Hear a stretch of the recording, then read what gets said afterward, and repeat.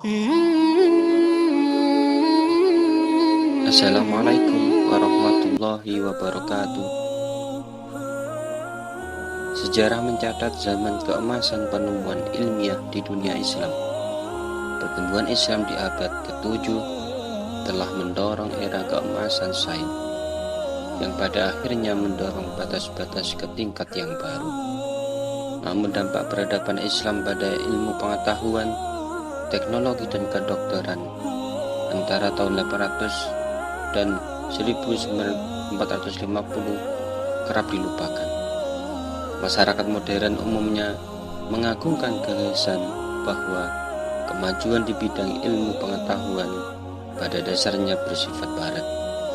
Bagaimana Islam dan perkembangan ilmu, dan bagaimana asal-muasal ilmu kedokteran dan dasar ilmu pengobatan. Mari simak ulasan dalam video kali ini hingga akhir, tentunya di channel Al-Qayyum Official. Tapi sebelum itu tekan tombol subscribe, like, share, dan tekan lonceng untuk mendukung channel ini untuk mensiarkan Islam. Islam dan perkembangan ilmu.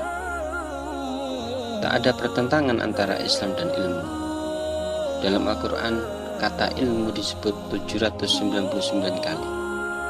Belum ditambah dengan kata-kata akal, al-fikru, nazar, hikmah, fikih, burhan, dalil, hujah, ayat, bayinah. Menuntut ilmu wajib bagi setiap muslim. Pembodohan dan penyesatan dalam ilmu kedokteran. Oleh karena itu, mari kita pelajari sejarah. Dari mana asal-muasal ilmu kedokteran dan siapa tokoh-tokoh yang mengembangkannya. Abu Faras, seorang ahli sejarah, dalam bukunya Sejarah Bangsa-Bangsa, berusaha meluruskan sejarah ini. Asal-muasal ilmu kedokteran. Ilmu pertabiban, ilmiah, tabib, dokter.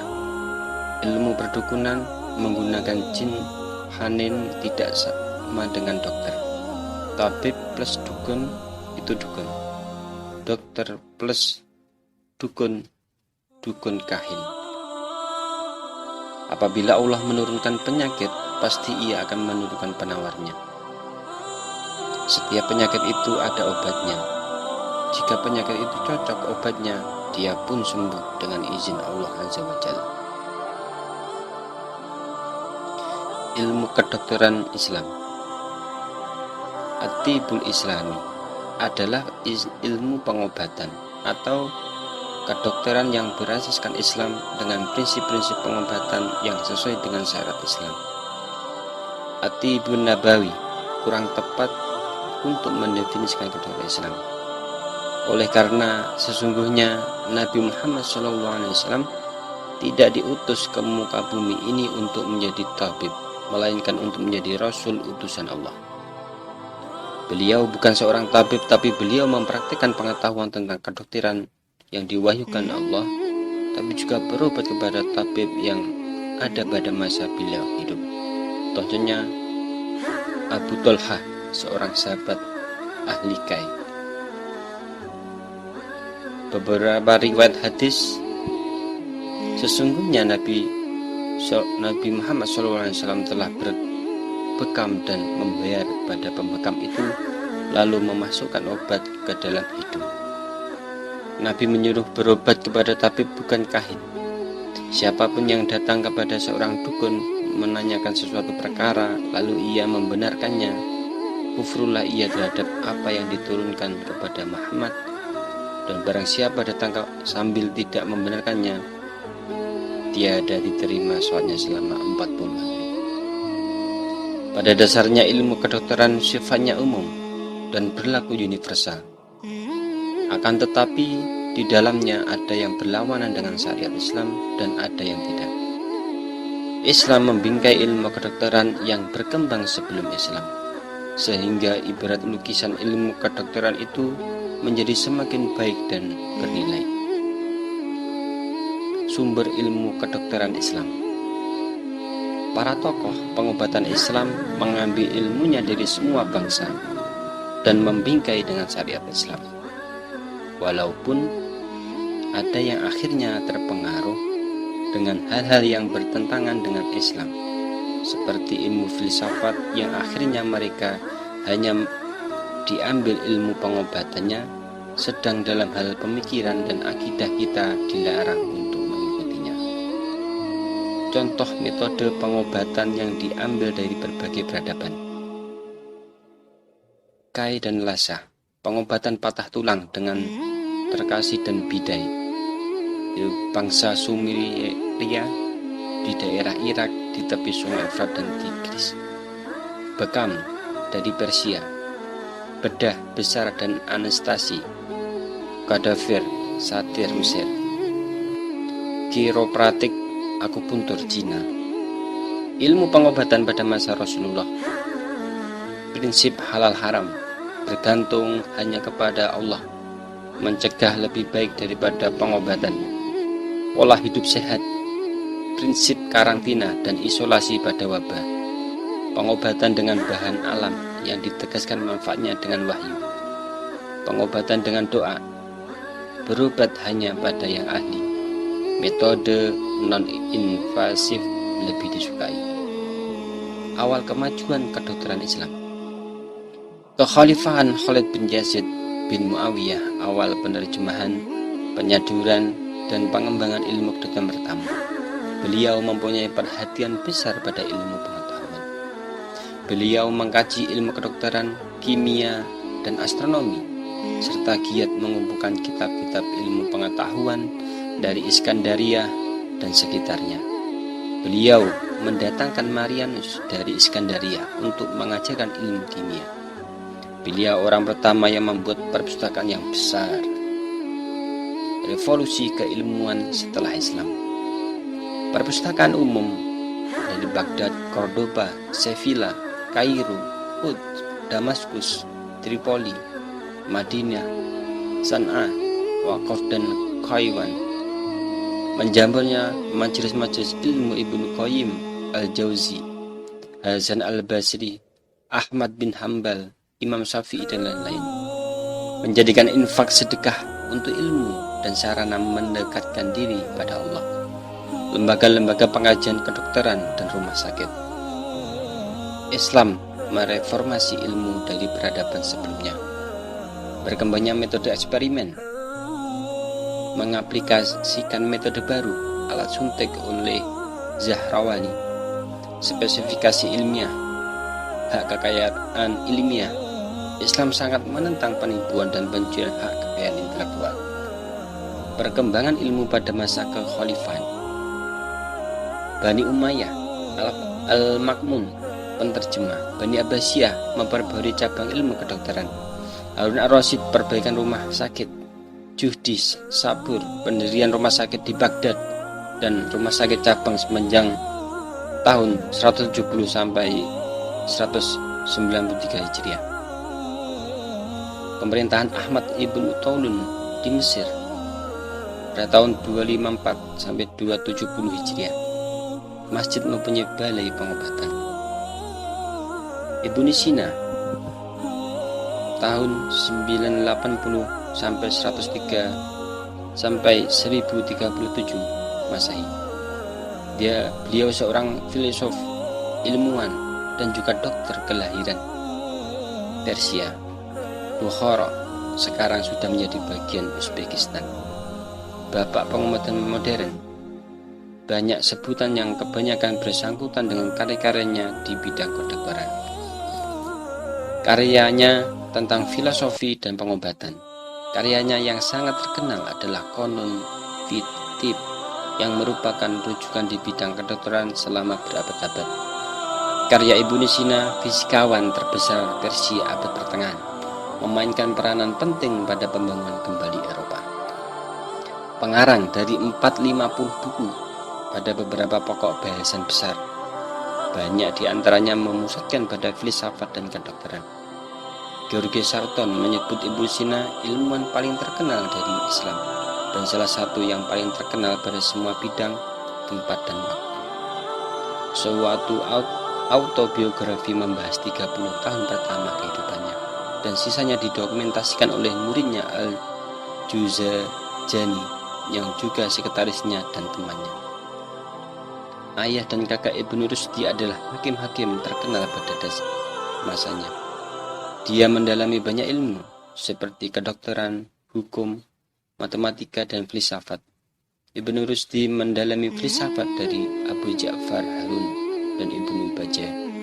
Karya-karya Ibnu Rushdi meliputi bidang filsafat, kedokteran, dan fikih dalam bentuk karangan, ulasan, esai, dan resume. Hampir semua karya-karya Ibnu Rushdi diterjemahkan ke dalam bahasa Latin dan Ibrani, sehingga kemungkinan besar karya-karya aslinya sudah tidak ada. Masa hidupnya sebagian besar diberikan untuk mengabdi sebagai qadi atau hakim dan fisikawan.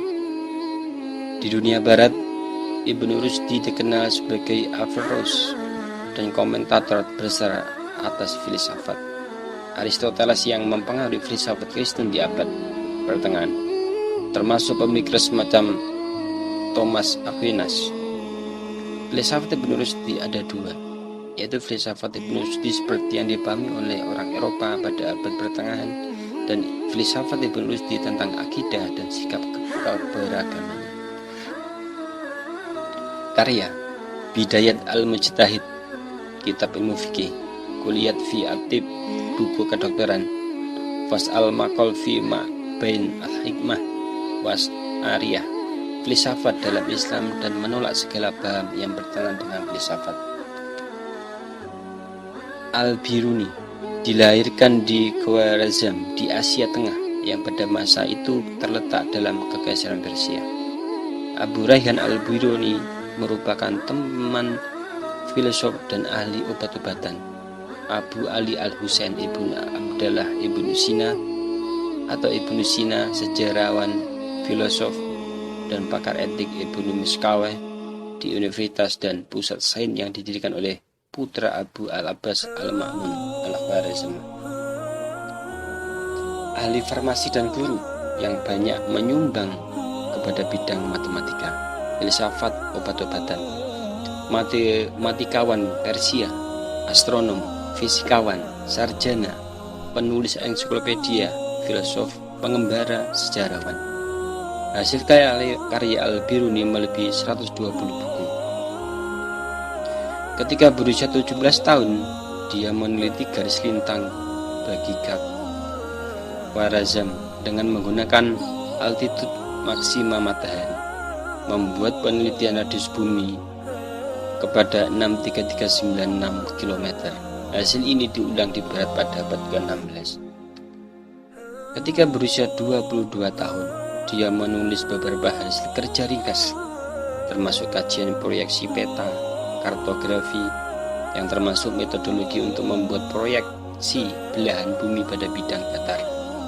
Ketika berusia 27 tahun, dia telah menulis buku berjudul Kronologi, yang merujuk kepada hasil kerja lain yang dihasilkan oleh beliau sekarang tiada lagi, termasuk sebuah buku tentang astrolab, sebuah buku tentang sistem desimal, 4 buku tentang pengkajian bintang, dan 2 buku tentang sejarah.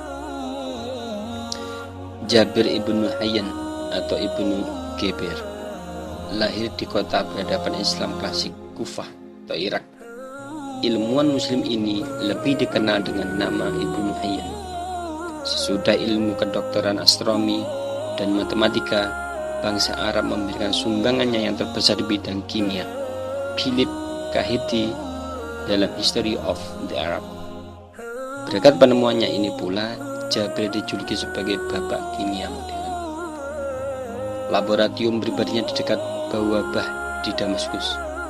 Dalam penelitiannya itu, Jabir mendasari eksperimennya secara kuantitatif dan instrumental, yang dibuat sendiri menggunakan bahan berasal dari logam, tumbuhan, dan hewan. Jabir mempunyai kebiasaan yang cukup konstruktif mengakhiri urainya pada setiap eksperimen, antara lain dengan penjelasan, "Saya pertama kali mengetahui dengan melalui tangan dan otak saya, dan saya meneliti hingga sebenar mungkin dan saya mencari kesalahan yang mungkin masih terpendam. Suatu pernyataan dari bukunya mengenai reaksi kimia adalah air raksa atau merkuri dan belerang atau sulfur bersatu membentuk satu produk tunggal. Tetapi adalah salah menganggap bahwa produk ini sama sekali baru dan merkuri serta sulfur berubah keseluruhannya secara lengkap.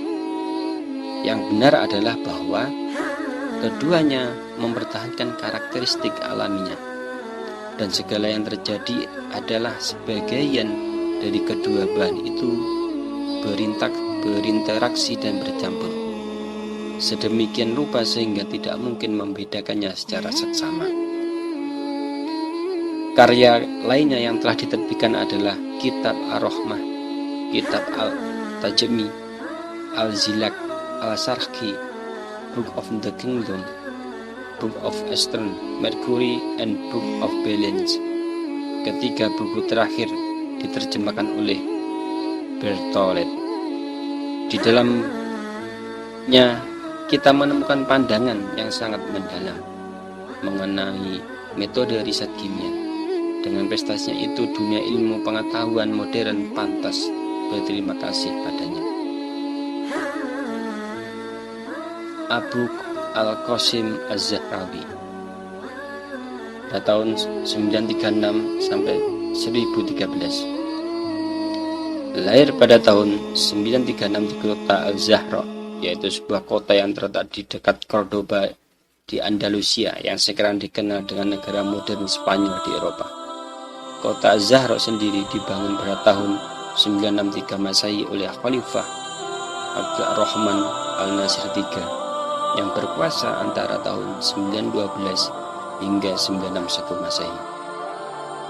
Seorang dokter ahli bedah berasal dari Andalusia, penemu asli dari teknik pengobatan patah tulang dengan menggunakan gip sebagaimana yang dilakukan pada era modern ini. Sebagai seorang dokter era kekhalifahan, dia sangat berjasa dalam mewariskan ilmu kedokteran yang penting bagi era modern ini. Kitab Al-Tasrif. Kitab tersebut berisi penyiapan aneka obat-obatan yang diperlukan untuk penyembuhan setelah dilakukannya proses operasi. Dalam penyiapan obat-obatan itu, dia mengenakan teknik sublimasi. Al-Tasrif berisi berbagai topik mengenai kedokteran, termasuk diantaranya tentang gigi dan kelahiran anak. Buku ini diterjemahkan ke bahasa Latin oleh Gerardo dari Cremona pada abad ke-12 dan selama 5 abad Eropa pertengahan. Buku ini menjadi sumber utama dalam pengetahuan bidang kedokteran di Eropa. Hingga 5 abad setelah dia meninggal, bukunya tetap